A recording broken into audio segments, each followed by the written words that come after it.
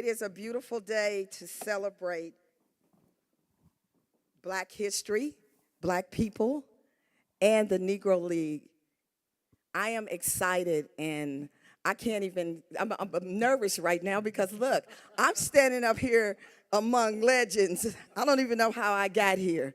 But I will say this, Fernando Hamilton, Thomas Shield Randolph, Bessie Hamilton, Louise Randolph, Alex Upshaw Randolph, Josie Randolph, my legacy, that they could be here today. They were a part of all the things that we're going to talk about. And they understand what the Negro League went through, and to see it today and what has happened and what we're celebrating would be a joy. It is an honor to stand here and introduce you to some of our history being made today. I am among legends in their own right. And I want to introduce you to I'm just going to go through some quick bios. Most of these guys, well, all of these guys up here, none of them need introductions because everybody knows them. But I get to say it anyway, right? Y'all know I like to talk, right? So I'm going to start with our county executor. We have Frank White. Frank White is a legend in his own right. Frank White Jr. has proudly served as Jackson County executive since 2016 and was reelected in November of 2022 for another 4-year term. He is the first African American to hold the position and is committed to building a better and more equitable community. His vision to achieve that goal is rooted in the county's signature program, Our Healthy Kansas City East Side, which addresses health care inequalities on the city's east side by increasing access to COVID-19 vaccinations and preventive health services. Additional accomplishments include providing fair living wages to the county staff, comprehensive fertility services, and expanding paid parental leave. A proud product of Kansas City's East Side, County Executive White played 18 years with the Kansas City Royals and is enshrined in the Royals Hall of Fame at Kauffman Stadium.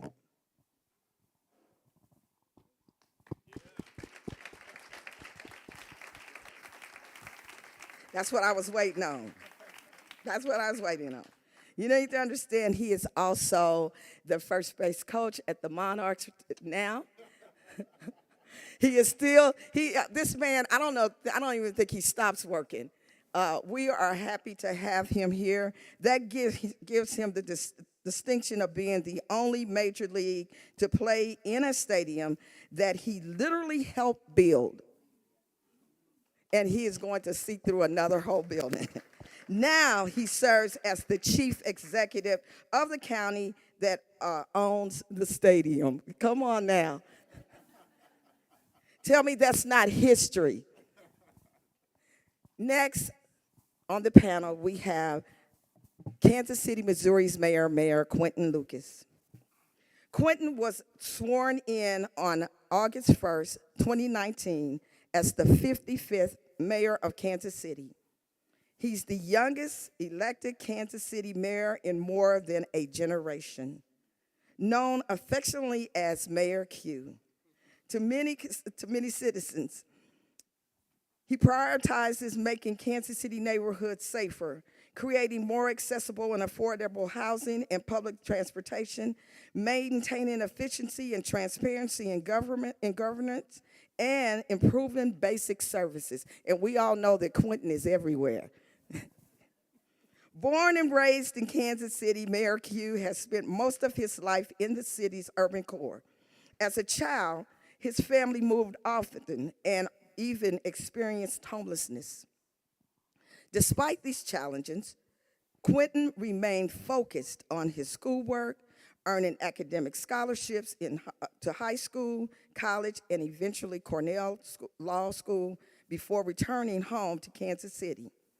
In 2015, Mayor Q won a city council seat representing Kansas City's 3rd District at large, where he focused on bridging the gap between East and West in an economically and racially divided city. Mayor Lucas remains focused on building a safer Kansas City, leading the divisiveness, leading with decisiveness, I'm sorry, I can't even speak this morning, decisiveness, he's not a divider, during during the COVID-19 pandemic to save lives, as well as addressing generations-long pandemic of violent crime in Kansas City. Mayor Q is a mayor that you see everywhere. Mayor Q is working very hard to maintain what is going on in Kansas City and to bring us together and unify us. Mayor Quinton Lucas.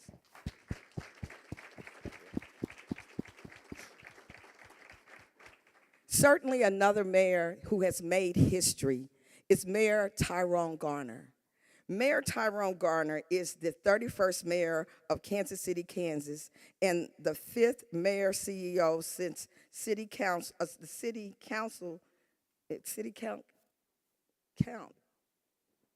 county, there's a Y missing.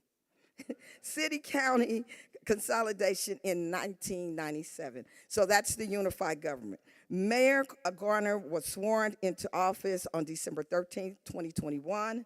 The mayor's office is responsible for overseeing the official activities of the unified government, working in conjunction with the Board of Commissioners and the county administrator. Mayor Garner is dedicated to providing bold, visionary, decisive, and encourage and community-driven leadership to meet and exceed a reasonable expectation that the community has for its elected officials. His overriding goal is to work alongside community members to make all of Wyandotte County a great and safe place to live, work, and raise a family. And I am partial because I am on his team. So I want you all to meet these gentlemen right here. But before we go any further, this man definitely does not need an introduction. But let us clap for Tyrone. Well, I thought they would have clapped when I said I was on his team. You know it's still early, Quinton, so we're still a little still. Get your coffee. Finally, and I'm not going to say finally, I'm going to say this man needs no introduction. Bob Kendrick, a friend to everyone, a leader, and was the president of the Negro Leagues Baseball Museum in March of 2011. Founded in 1990, the Negro League Baseball Museum is the world's only museum dedicated to preserving and celebrating the rich history of African American baseball and its profound impact on the social advancement of America. Kendrick's appointment as president marked a celebrated return to the Negro League Baseball Museum after a 13-month departure. He became the museum's first director of marketing in 1998 and was named vice president of marketing in 2009 before accepting the post as executive director of the National Sports Center for the Disabled Kansas City in 2010. Kendricks is responsible for the museum's day-to-day operations and the development and implementation of strategies to advance the mission of the 501c3 non-for-profit organization.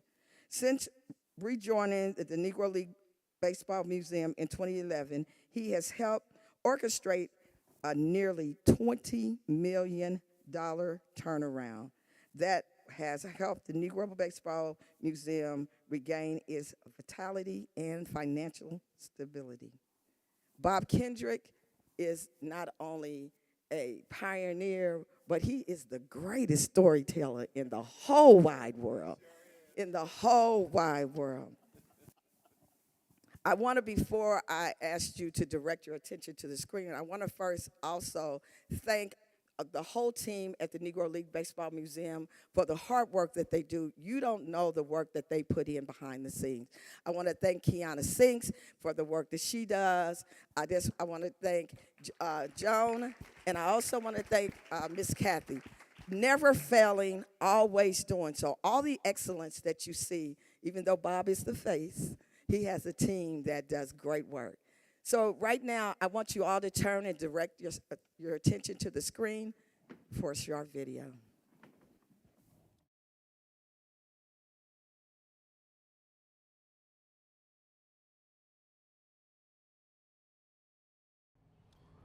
I'm standing in front of the Paseo YMCA. The building was completed in 1914 and was the result of a challenge grant issued by white philanthropist Julius Rosenwald. And if that name sounds familiar to you, Rosenwald led the Sears and Roebuck Company for years, where Rosenwald had been issuing these challenge grants to help build both African American schools and YMCAs throughout the country. Well, here in Kansas City, both the African American and white community came together and not only raised the funds necessary to meet the grant requirements, but exceeded the grant requirements. In 1914, this building opened here in the heart of the African American community as a place for refuge, as a social gathering place, and was really the primary meeting place in the African American community outside the church, where perhaps its most famous meeting took place on February 13, 1920, when Andrew Roop Foster led a contingent of 8 independent black baseball team owners into Kansas City. They met here at the Paseo YMCA, and out of that meeting, the birth of the Negro National League, the first successful organized black baseball league. The Negro Leagues then would go on to operate amazingly for 40 years, from 1920 until 1960. Fast forward to the mid-2000s, another white philanthropist, the late great Landon Rowland, purchased this building, which sadly had been left abandoned, was harboring illicit activity, had been boarded up, and had become an eyesore. Well, he purchased the building for the Negro Leagues Baseball Museum in hopes that we could then redevelop it as an amazing expansion of the museum, to convert it into the Buck O'Neill Education and Research Center. Well, under the tireless leadership of the barbecue baron, Ollie Gates, who took leadership of this project, we've completely transformed this building, and now it is majestic once again. The exteriors have been redone, the interior has been gutted, and we're starting that process to redevelop this building into the Buck O'Neill Education and Research Center, an amazing expansion of the Negro Leagues Baseball Museum. When completed, the Buck O'Neill Education and Research Center will house classroom space, office space, expanded exhibit opportunities, and amazing ballroom space for social events. In essence, we've converted it back to what it used to be when it was the hub of activity here in the African American community. We're so excited about this expansion and essentially going full circle right back to the building that gave birth to the story that we're now charged with preserving. Welcome to the Buck O'Neill Education and Research Center. I was watching that video and I was so thankful I didn't wear that suit today.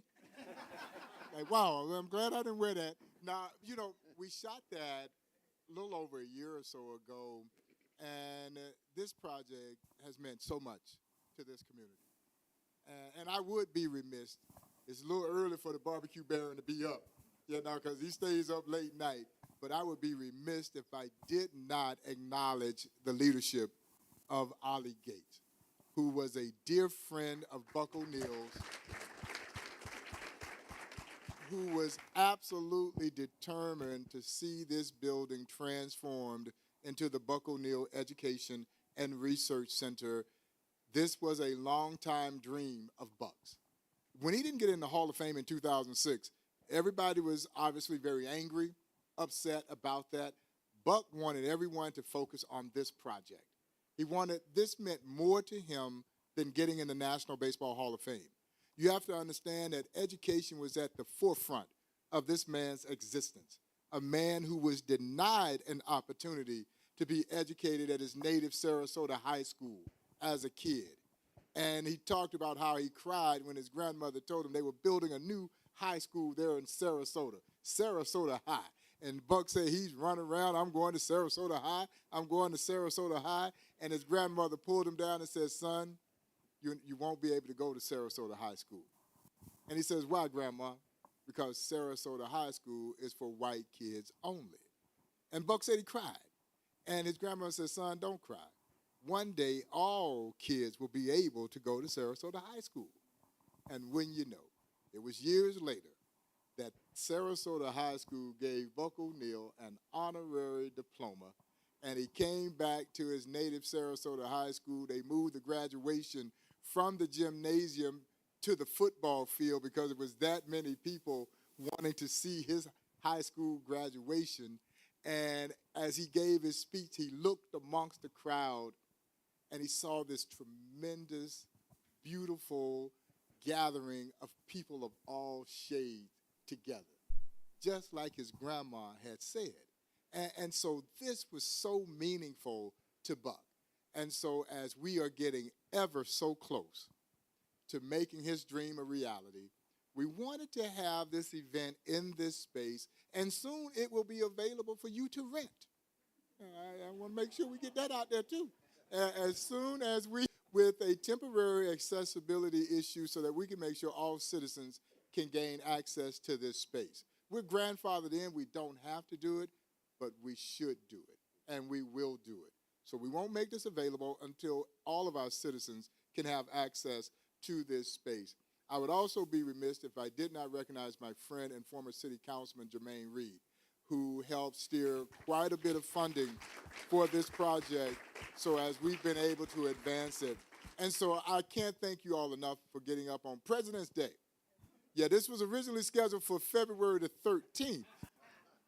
And when that team called the Kansas City Chiefs advanced to the Super Bowl, we figured we might want to move this event because we didn't want to take all the people away from the Chiefs celebration. So we did so, but 7 days later, we gather here on what would be the recognition of the 103rd anniversary of the birth of the Negro Leagues, established by the legendary Andrew Rube Foster, who was an absolute genius. Rube Foster, in my own estimation, is the greatest baseball mind this sport has ever seen. And I think what he did to establish the Negro Leagues is one of the most significant occurrence, not in baseball history, but in American history. So we proudly celebrate Rube Foster and his ingenuity with a conversation built around leadership with these legendary African-American leaders of our city. If there was one disappointment, as I sat here and I was listening to Kim and I look at this image, we're going to have to do this again because we're going to have to do this in front of as many children as we possibly can. This is the picture that I want them to see because it is a true indication of just how progressive the Metroplex really is. And so I thank each and every one of you for giving up your time out of your schedule. I know everybody is extraordinarily busy. I also want to make sure that I recognize members of our board of directors who are with us here today. So members of our board of directors, would you please stand and be acknowledged? And thank you all for your leadership.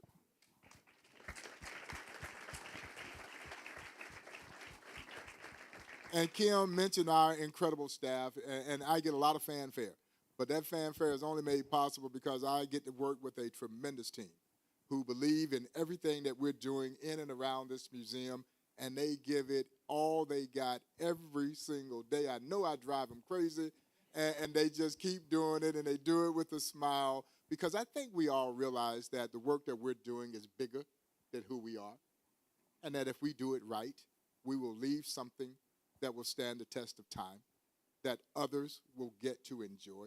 And any time that you're able to leave a legacy, I think that is one of the most gratifying and rewarding things that we can ever do.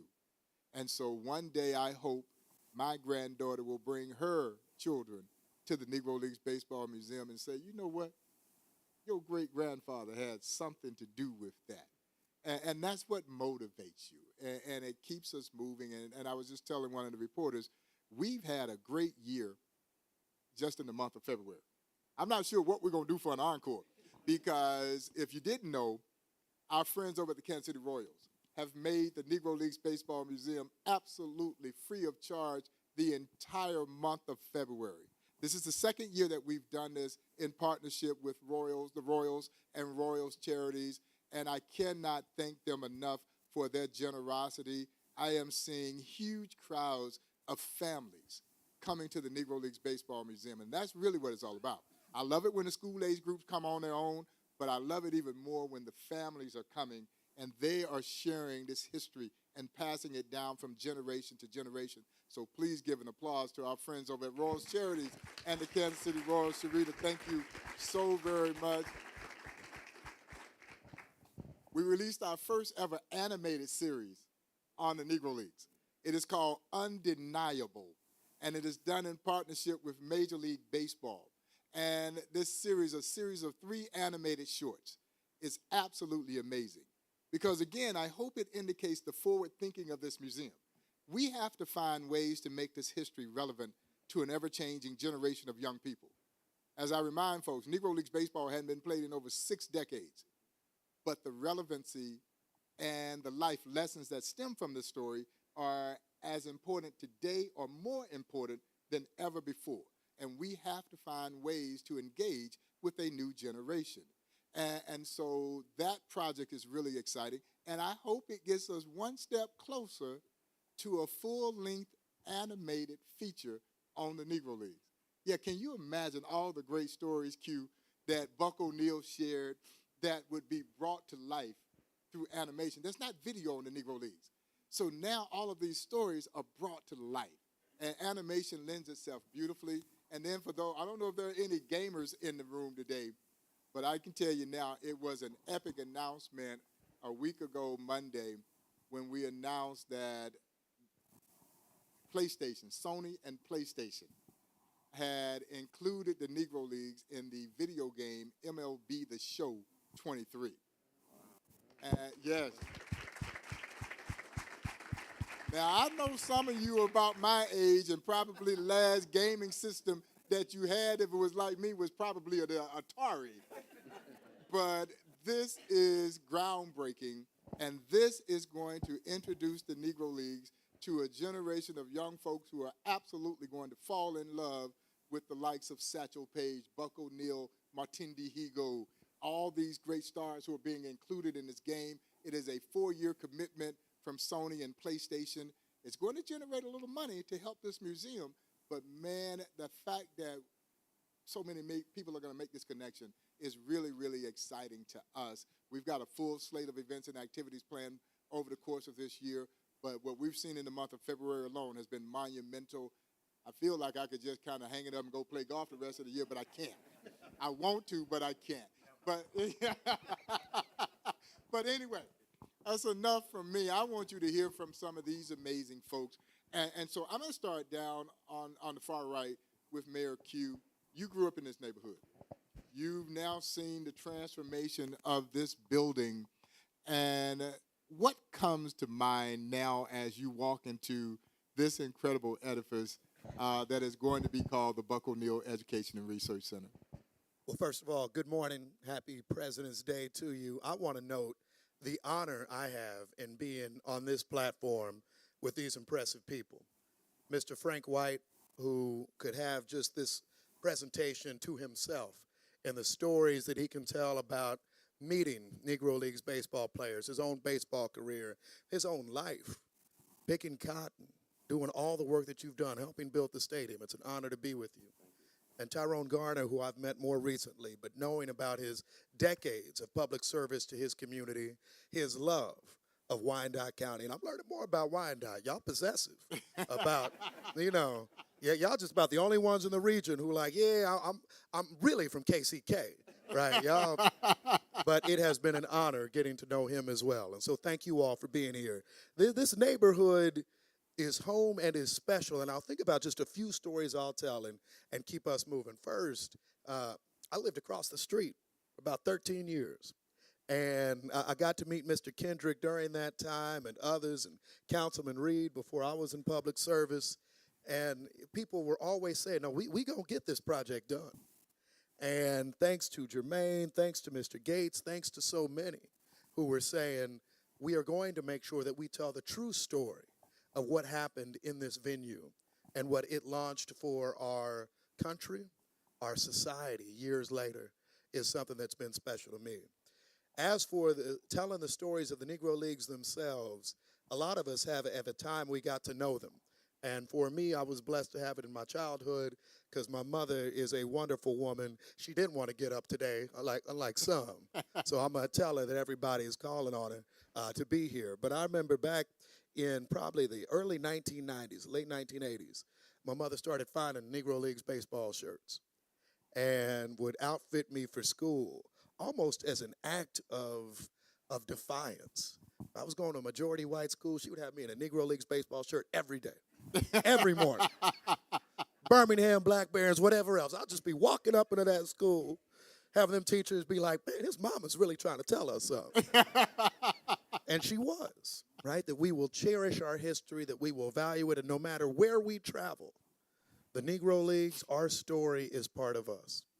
And what has been great about this museum, and Bob can tell you this, and he knows the stories of everyone.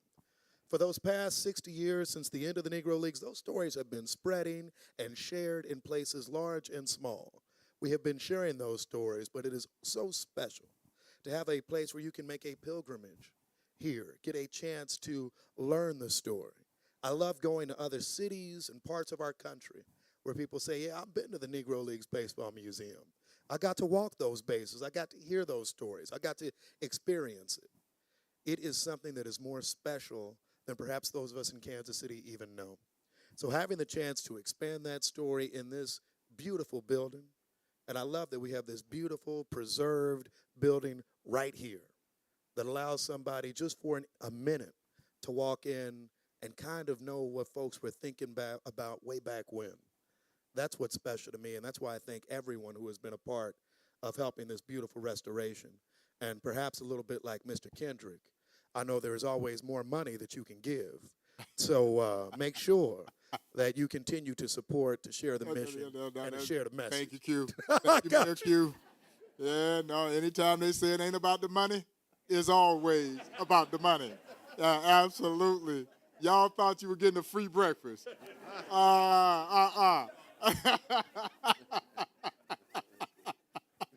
Mayor Garner, we've carried the Negro Leagues across state lines over to your great city with an exciting partnership with the new branded Kansas City Monarchs. As we say, a reign reborn. What did that partnership mean to you as we were formulating it, and you've been working side by side with Mark Brandmeier, who is the owner of the Kansas City Monarch baseball franchise? Well, thank you, and I appreciate everyone here in Kansas City, Missouri, for welcoming Wyandotte County. If my team would just raise their hand, some folks on my team, yeah. We also have Commissioner Bynum. She's from the Unified Government as well, and she's also the chair of the KCATA board. So these are some faces that we hope you, when you see them, say hello to them, because Wyandotte County, yes, we are part of the greater metropolitan Kansas City area, and it means a lot to us to have the Monarchs there. Just really honing in that history. When you talk about the Monarchs and what that means to Black history, when you talk about February and it's Black History Month, Mr. Hendricks, everything you're doing. When you talk about Mr. White, everything he's done. When you with the Royals and that history that's involved in him as well. And then African Americans throughout. Who would have thought? And I tell people all the time, in 2023, we have come a long way where you've actually got a Quinton and a Tyrone as mayors, right? Right. Yes, that's real. But that's powerful. Not that we don't have more work to do, but that is a reality that we are progressing. And so when you talk about the Monarchs and what that means to Wyandotte County and Kansas, it means a lot because it allows us to share in that legacy of African-American pride and what it meant to the sport, and even to have Mr. White over there as being a part of that. And so having that shared interest on both sides of the line when you talk about Kansas and Missouri, and bringing that love and that spirit of athletic camaraderie together. And the folks in Wyandotte County, we love it. Not just in Wyandotte County, but we get a lot of folks from all over the metro and Kansas that come and enjoy that venue that's out at our stadium. And so we're proud of it. We champion it, and we're going to do everything we can to make sure it's sustainable in the years ahead. And we encourage everyone, if you haven't been to a Monarchs game, please come and see Frank White. Yes. As Yeah. well as the other players. They really are a championship a team to be reckoned with. So. Yeah, no, thank you, Mayor Garner. And I echo his sentiment. Go over and support this team, because when you do so, you're supporting the Negro Leagues Baseball Museum as well. This was not a charitable kind of partnership. This is a business partnership that was fostered by the Negro Leagues Baseball Museum with Mark Brandmeier and his team. And so for every person who walks in and buys a ticket for a Monarchs game, for all the food and beverages sold at the stadium, all merchandise sold, it helps support the Negro Leagues Baseball Museum, and it's good baseball. So I encourage all of you, make plans to get over there and see those Kansas City Monarchs play, because, again, every time those young people are putting on those Monarch pinstripes, they are channeling the spirit of Buck O'Neil and Satchel Paige, Willard Brown, Hilton Smith, all of those legendary stars who were so proud to put on that Monarch uniform. So please get over to Legends Field and make sure you check out those Kansas City Monarchs. Now, Mr. Frank White, you might be the only one of this group that actually played basketball in this very space that we're sitting. This used to be the gymnasium. Yeah, this was a gymnasium, and if any of you are familiar with old YMCAs, that they would have the gymnasium and they would have a running track that ran around the gymnasium, and Vic, you couldn't shoot a jumper from the corner. You couldn't shoot. You couldn't shoot a jumper from the corner. You pretty much had to shoot them all straight on. And so, what does it mean for you to be back in this space and to see the transformation that has occurred? Well, good morning, everybody, and I want to thank my illustrious panelists for their comments, and really enjoy the opportunity to be here with you guys this morning. In your video presentation, there was a photo that popped up a couple times of a group of black kids out front of this building, and I probably could have been one of those kids, because we played a lot of basketball in here. We spent a lot of time in this building, and then it's like anything else. You go away for a while, and the building is not there, but when I came back, for the initial opening of this building and seeing all the great work they've done in here, I was really impressed, because the building was going to be more than just a gymnasium, more than just a warning track. It was going to be more of an educational center for our students and our kids to come and learn how to do computers and things like that. So more of an educational center for everybody. So I really am thrilled to see the whole area come back, because I spent a lot of time on Vine Street. Growing up, I went to Lincoln High School, which is right up the street, and I can name every business that was on 18th and Vine, and just being able to see things slowly coming back is encouraging. And the people that are putting their hands on it, trying to make sure that we do the right things to bring it back to the way it was, I'm really excited about that. And I think that the ability to have Mayor Lucas, Mayor Garner, myself, just having these type of leaders in our community, I think it's really up to us to get together and figure out how to get things moving, because if we don't do it now, it's probably not going to get done.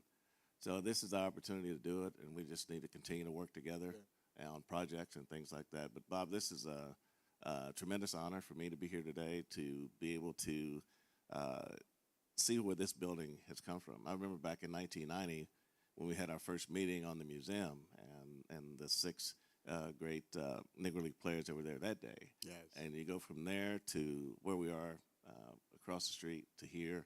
It's all coming together. And you remember in the Lincoln building, we had to take turns paying the rent every month because no one had any money.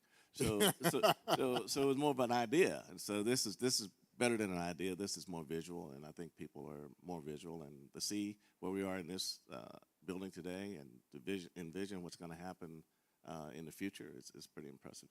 It really has. And again, I think it has been a testament not only to the institution, the Negro Leagues Baseball Museum, but the people who have been involved with this museum now in its 33rd year, when no one gave it any chance of succeeding when it started in that little one-room office, and they were literally passing the hat around to pay the monthly rent to keep that little office open. But what you did have was a dedicated group of people who believed. And that it is amazing what belief can do. And even again, when we talk to our young people and they come through the Negro Leagues Baseball Museum, it is about instilling belief in self, that you can accomplish whatever you set your heart and mind to accomplishing. And so, yeah, we did this in a very much non-traditional fashion. We're still doing it in very much a non-traditional fashion, but it has made the journey, I think, even more rewarding. Yeah, we would love to have a bunch of money to start this project when we did in 1990. We didn't, but we're working on it. And we've got friends of ours. We got folks here from the Hall Family Foundation. We've got my friend Gloria Jackson Leathers over here from Kaufman Foundation. They've been tremendously supportive, as so many of you who are in this room. And we just have to continue to maintain that kind of enthusiasm around what I think, and I'm biased, the best baseball history museum anywhere in the world, and is right here at historic 18th and Vine. And we're still dreaming, but now we're dreaming out loud. And that's a beautiful stage to be at. I want to talk to each of you about risk-taking.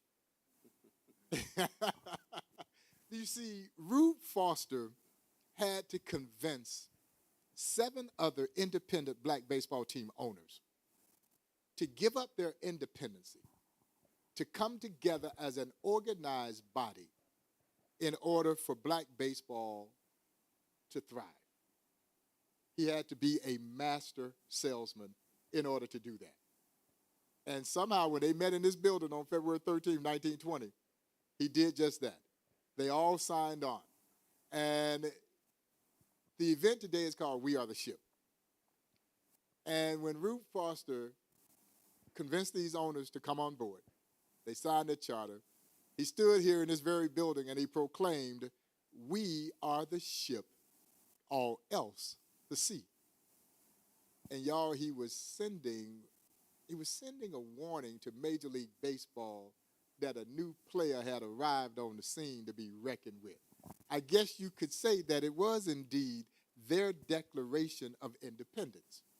So, Mayor Q, you have to make some difficult decisions, and I know part of your job is about all of your jobs is about building consensus. But I would curious just to know what your thought process is about risk-taking.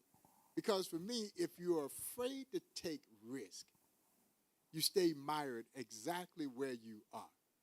Yeah. So for me, I am willing to step out there and take the risk. And if I fail, I'll say, hey, it was my bad. Yeah, I'm sure many of my board members are looking at me kind of crazy when I said I was going to try to do a hot dog festival. And Congressman Cleaver still said, man, I thought you had lost your mind. A hot dog festival? But you know, for us, risk-taking has always been something that we look at and that we're willing to do. What is your thoughts about risk-taking? I want to pose that question to each of you. Risk-taking is the most important thing that I think you need to do in really any place, not just in public leadership, in business, even in your personal life, right? Each of us made a decision to run for the offices that we are in now. And there were a number of people who told us for whatever reasons, nah, don't do it. This organization's too corrupt, or there's something else going on, or in my situation, you're too young, or anything of that sort. So I think that's an important one. But I think taking risk, the most important thing you need to always measure is the good of the organization and the people that you are there for. You need to say, will we be in a better place later if I take this important step somewhere? And then the next thing is, you got to believe in yourself after. Don't jump out there and then be like, oh, I didn't mean to be in the deep end of the pool, right? Because then you start splashing and you drown, right? You need to say, you know what, I know I can make it across. And I'll give just one very brief example, and an example that you may not think of much. during our 2020 summer, and I know Frank was in office then, and many of you remember, whole bunch of stuff going on, whole bunch of stuff. COVID-19, I was the subject of, I think, 5 recall efforts during that time. There were a whole bunch of things happening. And I remember after particularly with the protests themselves, after a night on the Country Club Plaza where I don't think anybody thought things went the way that our city should have them. Deployment of tear gas, all these sorts of things that just, frankly, hurt my heart to see. I remember having a conversation with our then police chief and others and talking about not having the same police presence the next day. Not having our officers in the same gear, not having that sort of look of an armada and that conflict that was happening. And I remember one of the voices that I had that discussion with coming at me and said, well, what if the plaza gets burnt down? Oh my God, right? And just thinking, it won't. It won't. People want to be heard. People want to be respected and understood and listened to fundamentally. And maybe instead of seeing everything as a conflict, maybe there's a way that we can show that we're listening. And so we did. And at least for the rest of that moment, you didn't see that same level of conflict. Instead, you saw, I think, a shift in people actually making sure they listen. That was a small risk, not fundamental necessarily to long-term survival of the organization, but one that I think we needed to take. So one thing, Bob, and I'll wrap with this, is they really come up to you every day. Not every time you step out is it an existential crisis for your organization necessarily. Kansas City was going to be around in a month. But what type of Kansas City did we want? And I think that's one area that I take some pride in. Yeah. Mayor Garner, I pose that same question. How do you view risk-taking? Well, I think it starts with a vision. You just can't look at who you are, but who do you want to be? Where do you want to be? This being African American Month, it takes me back to all the risk takers that come from the African American community. One of the big things we champion in Wyandotte County and Kansas City, Kansas, is the Quindaro Ruins. And we look back of those folks that came from slavery, seeking freedom, and what that could be and what that could look like, and took all the risks that came with that to cross over from Missouri into free Kansas through the Quindaro Ruins. We look at Rosa Parks and what she did, saying enough is enough, and said, I'm going to take my rightful place on that bus, and I'm going to take that risk. I may get beat, I may get arrested, but I'm going to take that risk, and I'm going to do that because it's the right thing to do. Not just for me, but for so many others that didn't want to take that risk. You look at so many other leaders, Martin Luther King marching and being jailed. We can go and look at Mandela, spending all those years in jail and for fighting for freedom and those types of things. And then you can come to today and look at a lot of our leaders. Mayor Lucas, being a young mayor in the big scheme of things, and Frank Wright, and so many other leaders that we can really pinpoint and said, I'm not too young. I haven't done enough. I can be the first black.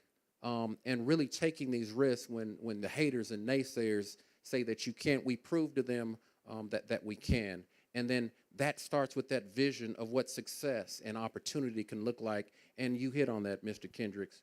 These young people need to see those risk takers, because now that opportunity and that door of what can be becomes real for them. And so when you talk about the reality of risk taking, you have to make risk because it takes you beyond mediocrity and takes you to that point of possibility. Yeah. So. Yeah. Frank, same question, man. Well, Bob, the mayors here have hit on so many very quality points on risk taking, but I got to go back to when I was a kid and growing up in my community and then getting to the point where I felt I wanted to be a baseball player. And the risk I had to take was going to my boss and asking for 2 days off, to try out for the Royals Baseball Academy. And I thought that was a huge risk. But after getting through my career and deciding I wanted to go into politics and I wanted to help my community in a different way, and everybody's saying, why do you want to ruin your legacy like that? Your legacy in baseball. I said, well, I'm about people. And if I can use this, I think Kareem Abdul-Jabbar said it best. He said, it's not about the trophies or the championships. It's about using those as currency to help people. And I think that is basically how I looked at it. And I had to get used to going through a career where people saying all good things about you to hearing a lot of bad things that people think about you. But at the same time, you have to move forward because it's all about helping people. It's all about using your life's experiences to make the community better. And as Mayor Q hit on earlier, I'm from a segregated South in Mississippi, and Jackie Robinson was a segregated South in Georgia. But being able to fight through these things and be successful, I mean, I think that is where your legacy comes from, and being able to help people along the way. That because I was that kid that had a shovel in the winter, helping neighbors, and a rake in the fall, and a lawnmower in the summer. So I think this has always been in my DNA to really help people and help people improve their quality of life, and that's why I do what I do. It's not one of those things you get up in the morning and say, well, what's the day going to bring? You just get up in the morning thinking about how can I make somebody's life better today. And I think these are the things that sports has helped me get to this point, because risk taking is really about doing something outside of your comfort level and being able to get out there and still forge ahead and be successful at it. Yeah. And when I think about what Jackie Robinson had to do his first year, I mean, all the negative stuff that came at him, and yet he was able to become Rookie of the Year and have a great year and a great career and be a Hall of Famer. These are the things that each individual person has inside them that makes them who they are. And when I think about trying out for the team and struggling through the minor leagues and getting to the major leagues and waiting for a chance to play, then when you get that chance to play, you got to take advantage of it. So I think risk taking is as an individual, I think it's easier to do. In the job that I have today, I'd probably be a little more conservative because of all the people it will affect, your decisions will affect. But bottom line, and I think Mayor Q hit on it, bottom line is if we're going to be better by that decision, then you got to be willing to stand up and take whatever you have to take in order to get to that end that's going to make people better. And I think that is why we do what we do. It's not all roses, but at the same time, I think that the decisions that we made generally are the ones that people can abide by and say that we're really working for their best interests. On that note, Frank, you walked into a Major League Baseball career. Who was the leader of the Royals when you? Because not counting the manager, because usually there's someone in house that kind of takes on a leadership role. Who was it when you joined the club? Was it any one specific person? Well, they all taught you something. I think Hal McRae was probably the one guy that I really trusted the most. I think in order for me to have been successful, and I think that you find this in everyday life, I think if you've had one person that you really trust that would always tell you what you need to hear and not what you want to hear, then I think that's what makes you better. Because I think that it's easier to tell people something that's going to make them feel good, but sometimes you got to be a little uncomfortable. And if you think you did it one way, I said, no matter what I ask you, just tell me. Tell me the truth all the time. And I think that's what made me learn. And those guys back in those days, coming out of the 60s, they were pretty no-nonsense people. I mean, there was no gray area. Either you did the job or you didn't do the job. And they said, you're making mistakes, you learn from your mistakes, and you get better from your mistakes. And I think these are the things that helped me a lot. I mean, Cookie Rojas gave me that when you learn when to do something and when not to do something, you're going to be okay. I had no clue what he was talking about. but when I started playing the game every day, then I realized what he was talking about was your decision making. So once you learn when to do it, when not to do it, the game becomes easier and a lot more fun to play. So, but I think that leaders come in a lot of different ways, and I think in my case, I just needed somebody there to really tell me the truth all the time. And when Buck was a scout at the Royals, in August, 2 days off, hot every day, I go to Buck. I said, Buck, you got your stopwatch today? He said, yeah. I said, put it on me, because I knew that as long as that stopwatch in my mind was on me, whatever I had that day, they're gonna get 100%. And so you have all these checks and balances as you go through. And I think these are the things that made me the person I was on the field, because it was always a challenge, and you had to go out there and meet that challenge every day. And people say, well, what was the most difficult thing about your playing? It wasn't 95-mile-an-hour fastballs or playing defense. The hardest thing for me was once you reach that level of your play that people expect from you every day, and meeting that challenge every day, day in, day out. That was the most difficult. But in the end, it was the most fun. Yeah. Yeah, no, the weight of expectation. You know, that's a heavy weight. Yeah, no, it absolutely is. Mayor Garner, I'm curious, who, if anyone, influenced you and your leadership style? Well, I guess I could mention a lot of people, so many great leaders that we've known just in history. But I don't want to sound too simple, but my father, Yeah, that no, was no. my greatest example of being a leader. Him just instilling the morals and the values and the faith that guides me even to this day. My faith, how he took care of our family. He worked hard, worked a lot of long hours to take care of our family, and still managed to get up every day and go to church, spend time when he had time with our family, instill a lot of great values in us, and always talked about doing what's right and doing what's right.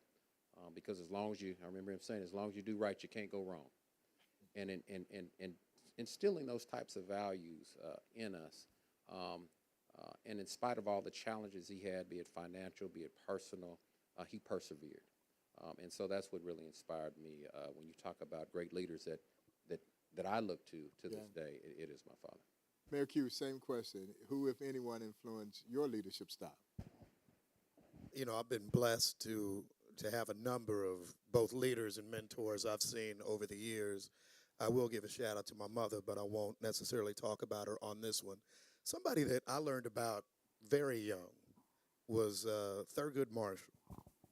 And whenever I have the time to really kind of get into books about everything that those early NAACP lawyers were facing, these were largely men, but some women, who were arguing in courts that had never had a black person argue in court, in segregated communities, and who were pushing for what seemed to be impossible.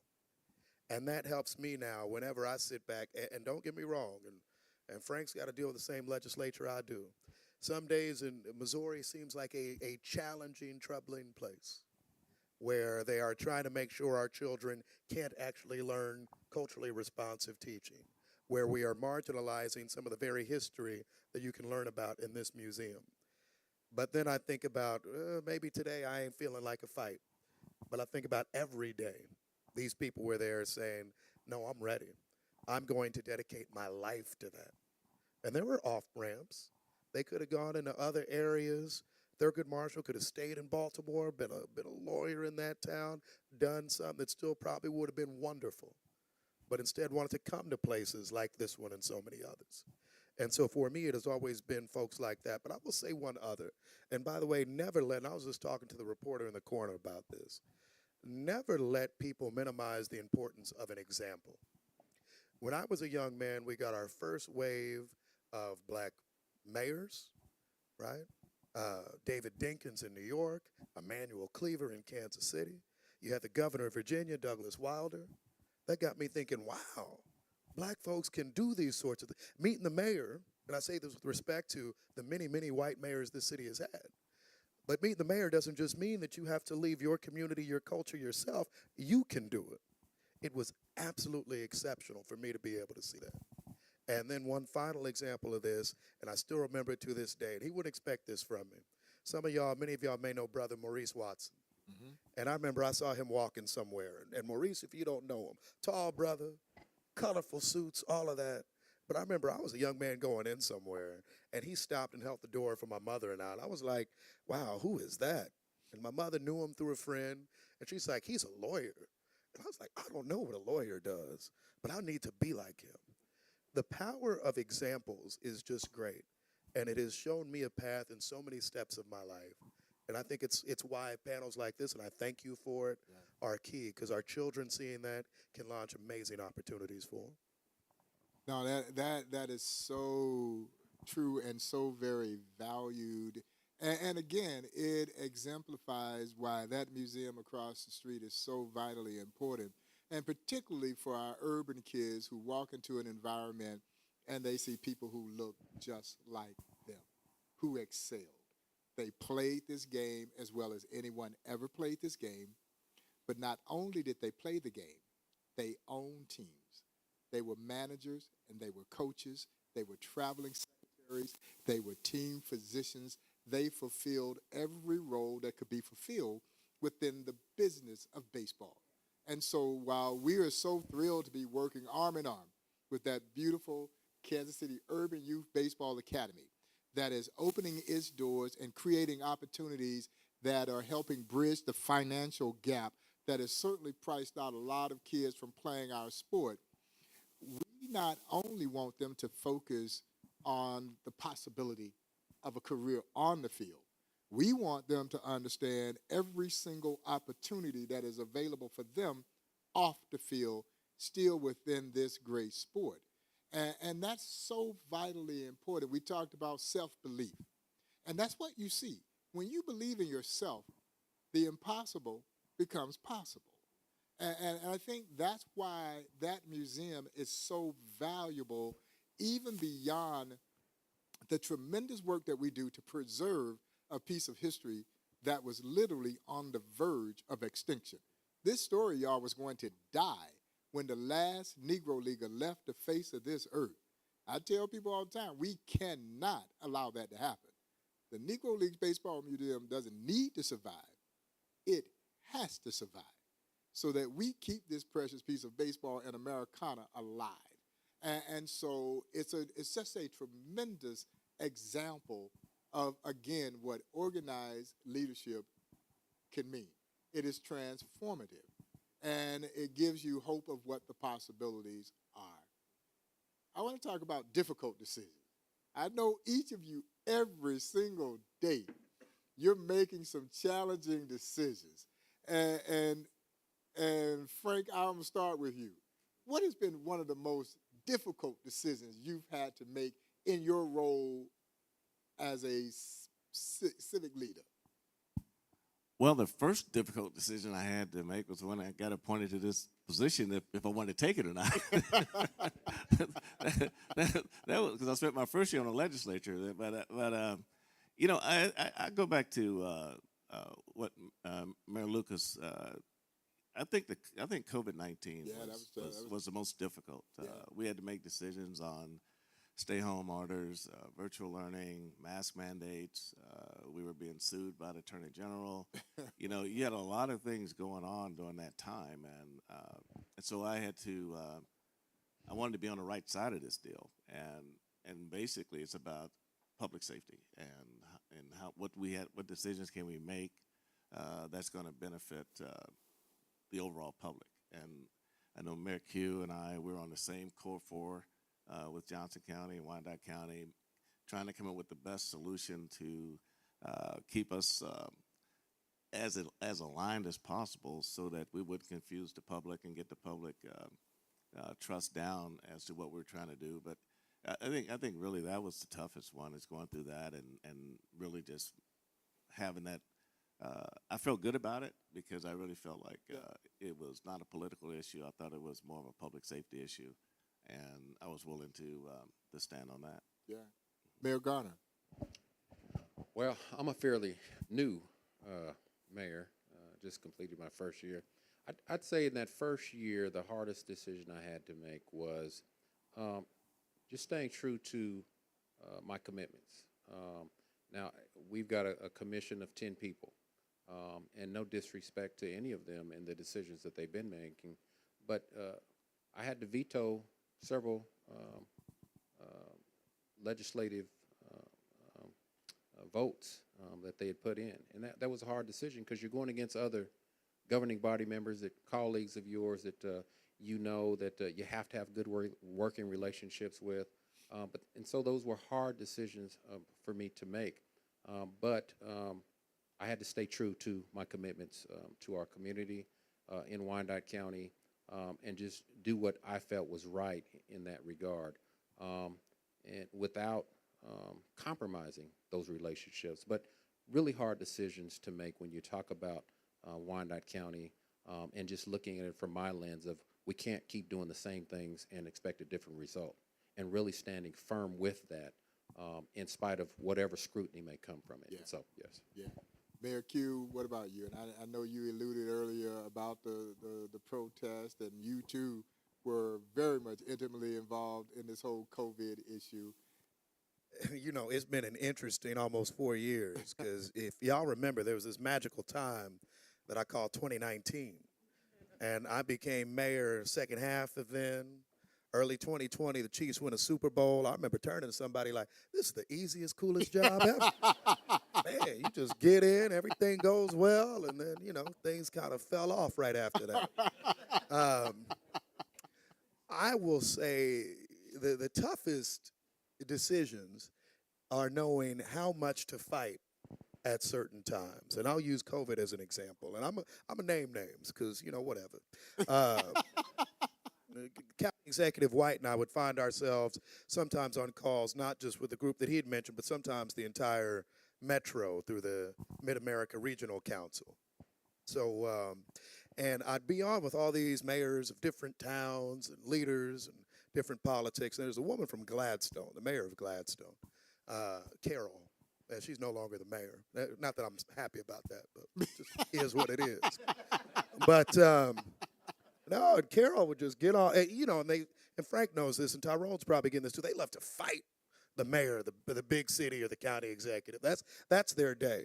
So for their town of 20,000 people, they'll be like, COVID is not a problem in Gladstone. Mayor Lucas, no one likes you up north, and we will not stand for your tyranny. And, you know, and then she tried to pluck a few of my council members. And, you know, they said, we are declaring that Clay County is not a part of Kansas City, Missouri. We will not follow these orders. And I just said, you know, because I'm a calm person, right? I'm a calm person. I just said, well, here's what we're going to do. And I said to my council colleagues, if you try to proceed on this, I will make sure that the $40 million project that y'all want done absolutely never happens. Right? Mayor's got a few powers. And what I'm going to do is make sure that not only am I protecting the people, yes, in the 3rd District, which you think is a magical different place of black folks, but also your friends and neighbors in Kansas City North. And what's going to end up happening even more than that is that Gladstone and Liberty and all of them are going to follow our orders because we're that big. And it ended up happening. And so for me, the thing was to say, kind of like Frank was saying, you stick to the reason you're doing it. None of us wanted to see anybody shut down or anything shut down. I like, no, going to the store, all of that. But we weren't going to abandon people. And what hurt us, and we both talked about this a lot during the time, when we were seeing the data on blacks, Latinos, new American populations that were disproportionately impacted, what I was not going to do was say, well, I really want to be popular on North Vivian Road. Instead, what we were going to do was actually fight to make sure we're looking out for everybody. Let me give a shout out to Frank. Because Jackson County ain't just where we are right now. There's a whole lot of Jackson County. I love it all. He loves it all much more. And he was willing to go to every edge of that county when folks were trying to step up and say, you can't do this. And he said, you know what, I'm going to take that risk, knowing he had a re-election coming up. And that, to me, was what strong decision-making is. Yeah, absolutely. And it's funny that you mentioned 2019 Super Bowl. You get elected 19 Super Bowl. Well, we're standing in this building February 13th of 2020, and it didn't look like this. It was just framed up at that point in time, and we're standing here. Frank is here, Mayor Q, Rob Manfred, the Commissioner of Major League Baseball, Xavier James, Chief Operating Officer of Major League Baseball's Players Association, John Sherman, who had just bought the Kansas City Royals, so our new owner was there, Kiki Curls, State Senator of Missouri, Mike Kehoe, Lieutenant Governor of the state of Missouri. We all had gathered here for the 100th anniversary of the birth of the Negro Leagues. And Major League Baseball and the Players Association announced a joint $1 million contribution to the Negro Leagues Baseball Museum. And anyone who knows me knows that anytime a check is involved, I'm happy. And needless to say, I was all smiles. But I was even more excited about the announcement of the first ever National Day of Recognition that Major League Baseball was going to do. They were going to, for the very first time, all 30 Major League clubs were going to salute the Negro Leagues, wear our anniversary logo, stage a tip your cap to the Negro Leagues in stadium. So we lay out our plans for a year-long 100th anniversary celebration. And I'll let y'all in on a secret. Anyone who understands nonprofit organizations, you will learn that we will make up an anniversary. Will we not, Reverend Hill? We will create an anniversary if we think we can raise some money around it. But the 100th anniversary was legitimate. This was a legitimate anniversary. And we're off to a flying start. And then less than 30 days later, all heck breaks loose. A doggone coronavirus. Mayor Q, I still don't know what a coronavirus is. All I know is it wreaked havoc. The Big 12 shut down the basketball tournament. And we took the lead of the Big 12. We closed that Saturday. We closed on March 13th, and we shuttered our doors for about 3 months. We reopened on June 16th of 2020 to a brand new world of uncertainty, and trying to lead through that world of uncertainty, having these conversations with the leaders of this organization on how we were going to try and protect our staff. No layoffs, no furloughs. And then walking out and saying, how in the hell are you going to do this? You know, but again, for me, it's about resiliency. It is about resiliency, and that is the core of this story. You have to dig down. For me, y'all, I use a very bad baseball analogy to describe coronavirus. And Frank, I know you'll relate to this. Coronavirus was that big, nasty right-hander that threw one high and tight and knocked you down. And so you know you got to get back up. You got to dust yourself back off, get back in the batter's box, and then you got to try to see how you're going to hit this sucker. And that's exactly what I think all of us who were involved in trying to lead through one of the most challenging times in world history, not just American history, in world history. But I tell you this, it was about a year later that the Negro Leagues Baseball Museum, in partnership with Hy-Vee, we brought that vaccine to the Negro Leagues Baseball Museum. And we vaccinated over 2,000 people in the confines of the Negro Leagues Baseball Museum. And at that point in time, I felt like we were fighting back. You know, at first you got an opponent and you don't even know who this opponent is, but I felt like we were fighting back. And I'm going to say this. This was, I think, one of the greatest examples of community leadership for our museum. And we've always felt like we were a community leader.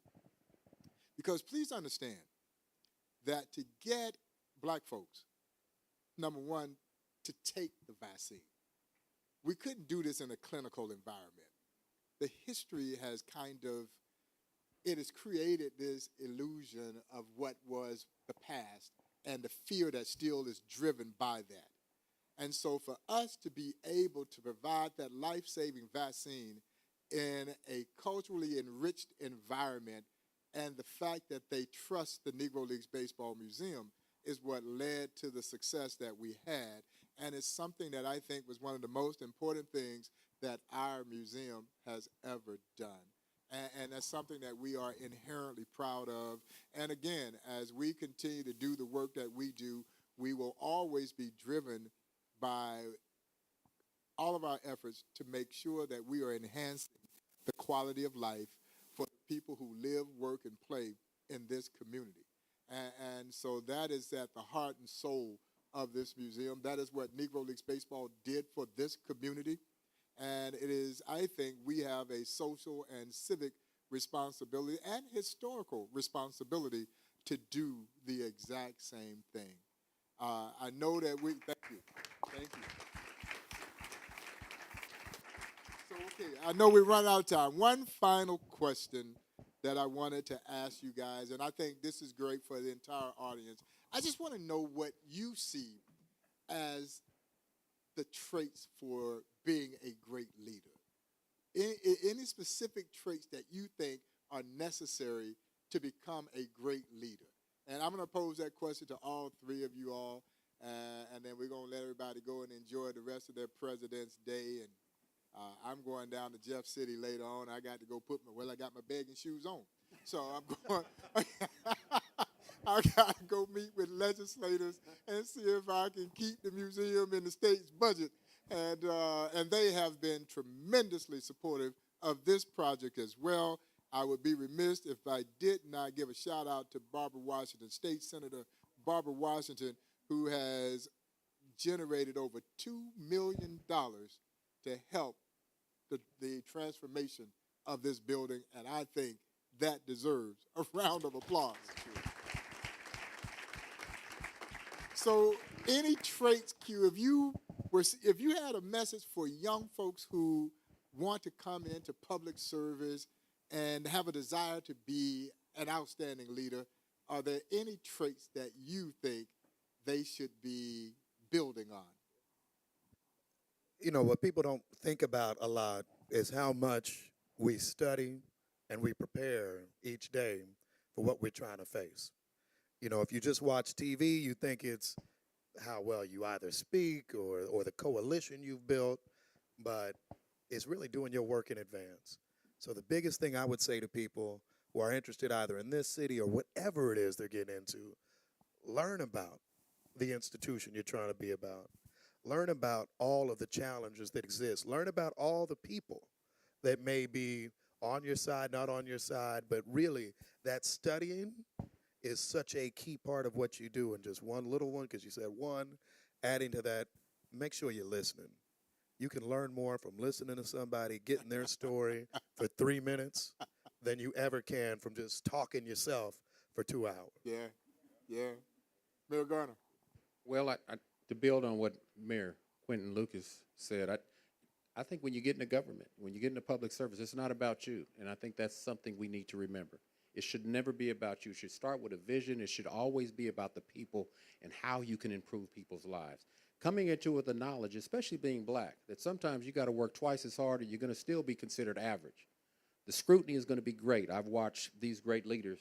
I've watched other great leaders such as Emmanuel Cleaver. We can talk about President Barack Obama, how that microscope was on them, more so than any other mayor. Scrutiny, criticism, haters, all those things that are thrown out there. So you got to work hard. I believe in servant leadership, and that is something that I'm really true to. That means getting out in front, being resilient, and letting other people see that you're willing to put in the work and that you're willing to take the lead in light of any scrutiny, in any challenges, and really support those that are with you. And so you're not walking so much ahead, but you're walking with. And all of you are confronting these challenges together. Not so much what you can do, but what we all can do together. And I think those are really key when you talk about young people looking at getting into leadership. Always make it about the people. And then we talked earlier about a vision, that whole vision of not just who we are, but who we can be, and staying true to those goals, and then never giving up. Don't quit. So if any young people are watching, no matter what you go through, no matter who hates, who scrutinizes, who says what about you, when they come at you, prove them wrong, stay true, and don't give up. Absolutely. And Frank.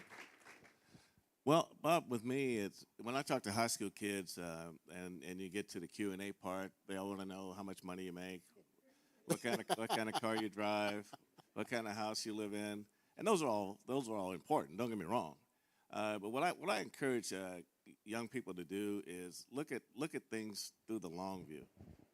It's easy to look at the short view and want to be where you are right now, but look at the long view and how hard someone had to work to get to where they are. And I think by doing that, they'll feel that they're going through the life lessons they have to go through in order to get to where they are. I remember when I was picking cotton in Mississippi, and I looked at my dad. I said, "Why are we doing this?" And he says, "Well, because we have to." And he said, "Just look at it this way: it's going to build character." And I didn't see it at the time, but you know, it's those things that I try to encourage. That sometimes some of us have to go through a little bit more to get to where we finally end up, and it's those things that you go through are the things that make you who you are, and make it easy for you to translate it back to young people and try to get them. Just look at, because I always say hard work plus opportunity equals success. And if you get those opportunities, that's great. And I'll just share one quick story with me. My dad was 12 years old playing over at Prairie Park. And after the third game, I hadn't played. And so my dad was one of those guys that if I'm pitching, he's going to get kicked out of the ballpark. And if I'm playing somewhere else, he's fine. But after the third game, I wasn't playing, so he grabbed me by my shirt, took me off the bench. He said, "Let's get out of here." And I'm 12 years old. I'm crying and kicking, embarrassed as heck. And I get home, and I say, "Well, why did you take me off the team?" He says, he said, "Do you like baseball?" I said, "Yeah." He said, "Do you understand baseball?" I said, "Yeah." Being 12, he's saying yeah to everything. and he said, "Well, how can you like baseball and understand baseball when you don't play?" And I didn't have an answer for him. So he took me and put me on the worst team in the league. And we didn't win, but I played every day. And that's when I understood that I had a passion to play the game. I started understanding baseball at that time. So I think these are the life lessons that I always like to leave with kids, is that sometimes it's easier to put yourself where somebody is versus going back and looking what were the steps they took to get to where they are. Yeah. And those are the things I like to instill in people when I'm talking about leadership. Is sometimes it's the hard work that you put in to get there. And as Mary Q said, you have to be able to communicate. You have to be able to listen. You have to be able to put people in a position that they can succeed. And you also have to be able to deliver good constructive criticism. And they have to believe in you. And you have to be decisive in your decisions. And I think once they believe in you and they trust you, that you are taking them in the right direction, then I think that's what it's all about. Yeah, no, I concur with all three of you, and I have been so tremendously blessed that I got to spend time with one of the greatest leaders on the face of this planet, the late, great Buck O'Neil. And you don't know why you're put in a place, and you don't really understand why, because it could have been anyone. It could have been anyone in this same role that I am in, and I got to hang out with Buck O'Neil. They paid me to hang out with Buck O'Neil. And I would have done it for absolutely free. But it goes back to something you said, Q. The smartest thing that I ever did was I kept my mouth closed and I listened. And I listened. The wisdom, the knowledge, the insight that he had. And it was there. He didn't force it on you, but it was there for you if you wanted it. And I'm being totally sincere here. I talk to Buck almost every single day. Now, he doesn't always talk back to me. Yeah, but I talk to Buck almost every single day. And I do believe that there were those who would be afraid to walk in his enormous shoes because you would be naive to think that you could fill them. There's no way possible you could fill his shoes. But for me, it's an honor to walk in his footsteps. And his shadow, which could seem so large and overbearing, it protects me. I really believe this, Reverend Hill, that he guides my footsteps, because I ain't that smart. I'm really not. And so the decisions that we have to make, and we do so every single day, we're making decisions, and the thing that me and our team, we talk about, we make our decisions based on what is in the best interest of the organization. It's just a simple principle that was driven by Buck O'Neil and those who were involved with helping form this great museum. And so as we remember the legendary Andrew Rube Foster, who once, Frank, commanded 13 consecutive bunts against the team that he was playing against. They were losing the game. Rube had his team drop 13 bunts in a row. They came back and won that game. The other team didn't adjust too well, did they? Never adjusted. They never adjusted. He believed that he could put so much pressure on the opposing team's defense, and that's what happens when the ball is in play. I say that as we get ready to move into a new Major League Baseball season, our minor league Monarchs season, I hope we see the ball in play a little bit more than what we have and not all these strikeouts. But that's a conversation for another day. But, y'all, I want you to please give a tremendous gratitude to three of the Metroplex great leaders, Mayor Quinton Lucas, Mayor Tyrone Garner, and Jackson County Executive Frank White. I'm Bob Kendrick, and on behalf of all of us, and I think Kim's going to close us out, I also want to thank my friend over at the Black Chamber, the Heartland Black Chamber of Commerce, for their continued support of the Negro Leagues Baseball Museum, led by, of course, Kim Randolph. Kim, you feel free to close us out. Okay. So, did you get enough today? I want to tell a quick story about this building, though, because I'm going to age myself real quick. My mother went to KU, and at the time that she went to KU, black students were not allowed to live on campus. I don't even think they were allowed to live in Kansas. But anyway, they lived in, a lot of KU students, even great athletes, lived in this building, and they would ride a school bus at 3 o'clock in the morning, and this was back in the day when they didn't have highways, to KU, and then the same day have to come back. I ran track for the Kansas City Stars when I was at St. Vincent's, which is now Operation Breakthrough. When I walked in this building, back when we had the Buck O'Neill, The Hall of Fame Gala. I cried because I remember this building.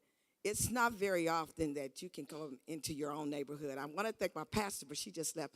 I'm a member of the Centennial United Methodist Church. This is my community, and I am so proud of what's going on in this community. I want to thank you, Mayor Q. I want to thank you, Mayor Garner. That is a big deal in Wyandotte, to have you step up and be a mayor and then to take the scrutiny that you have to. Being the first, in 2023, we're still calling first. One of these days, we're going to be a full America.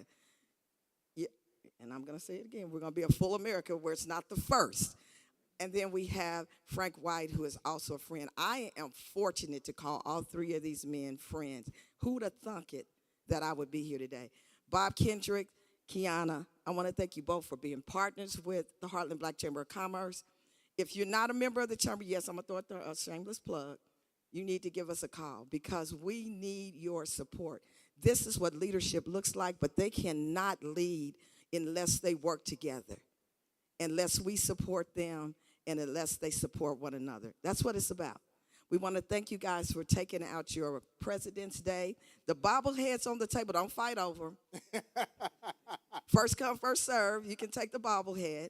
And we want you to have an awesome, awesome, awesome day. Remember, 18th and Vine, historic. It's our home, and it's your home, and you're invited down here. Let's keep moving. Thank you, Bob, again. No, thank you, everybody. Have a great day. Thank you all for coming out. We really appreciate your support.